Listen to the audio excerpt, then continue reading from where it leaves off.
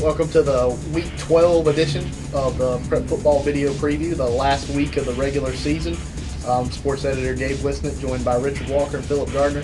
We're going to break down a few of the big matchups in the final week, and as the teams try to position and poise themselves for playoff runs. First of all, Phil, the Southern Piedmont, Lincoln, Bessemer City, obviously the big game in that league. Two, obviously playoff teams going head-to-head. Talk about that one a little bit. Well, speed on speed. I'm really looking forward to this one. Bessemer City's got a lot of speed on defense. Lincoln's got a ton of speed on offense. I'm really looking forward to seeing how that plays out. Haven't seen either of these teams yet all year long, so I'm really looking forward to it. I don't know who to pick in this game yet. It's early in the week. Bessemer certainly played well on defense, and the offense has been really sharp lately as well. Lincoln, I think they were expecting to be a little bit better at this point in the season with their new offense and quarterback Brandon Wilson. But, they've scored a lot of points lately here too. So, there's a lot at stake for Lincoln. I mean, they're set in their playoff seeds from the conference, but Lincoln needs another win to help in the seeding process once they start seeding those brackets. And the same case for Bessemer City as they try to get a high spot that would lead to as many home playoff games as possible. And Richard, obviously, big game in the the Big South, Crest and South Point in Belmont on Friday night.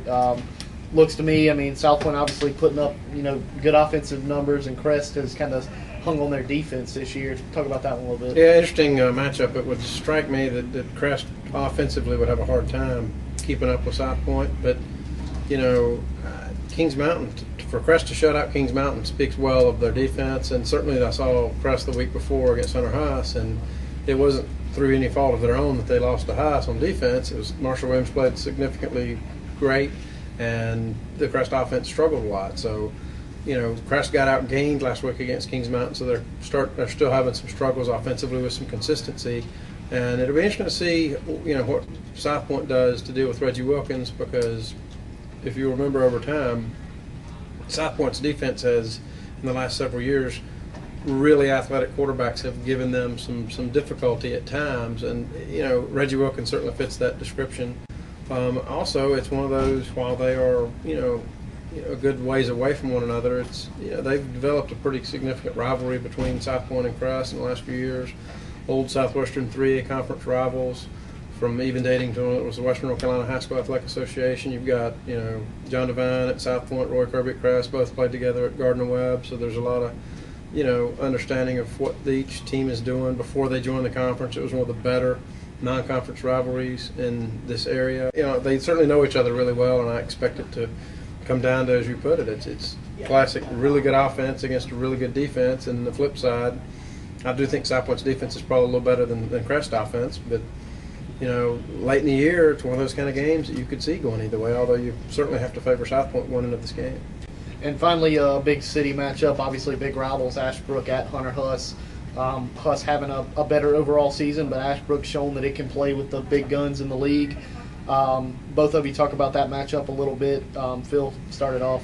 Well, it's a very significant game. If you look at Ashbrook, they need that fourth win that supposedly qualifies you for the playoffs. We'll see whether 4 wins is enough this year in the 3A bracket, but Ashbrook sitting at 3-7 really needs a big victory. Hunter Huss, if they improve to 4-2, Forest View loses to Kings Mountain, South Point loses to Crest, you're looking at a 4-way tie in this crazy Big South. And so it's hugely important for both of these teams, just from a playoff seeding perspective and playoff qualification perspective. And like you said, Ashbrook has shown that it can play with the best. The defense has been great. They've got a week of rest to prepare for Marshall Williams and that Hunter Huss offense. So let's see what happens. What's your take on this one? Well, it's a really, really good rivalry, and in fact, over the years that I've lived here, and even before I moved here, it has always struck me as being one of the most sportsmanship rivalries, and a thing that I've always kind of felt like that I would like to see them do is that they give out the victory bell. I think that started in the mid-'80s, and I think that there's a chance for the two schools to have a really nice sportsmanship ceremony at the end of the games rather than having the winning team storm the victory bell, because I think there's a chance that something ugly could happen, an ugly incident that would kind of mar or give a black eye to the rivalry. And I think that if you got both principals involved and maybe both athletic directors, you could have a ceremony at midfield, and both teams could respectfully, switch it, or if the victory bell stays on one side or the other, you keep it on one side or the other. But it is a big deal for the students and student athletes of the schools to keep that, because any sporting event involved those two schools, particularly when they play one another,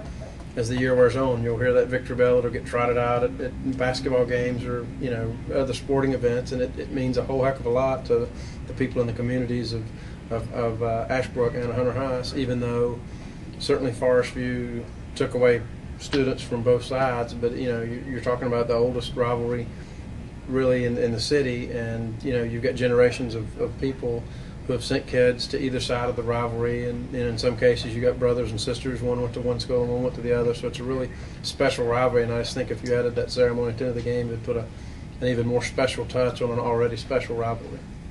And Hunter Huss currently owns the victory bell after a 15-10 win last year. That wraps it up for the final week of the regular season. We'll be back next week with our playoff breakdowns.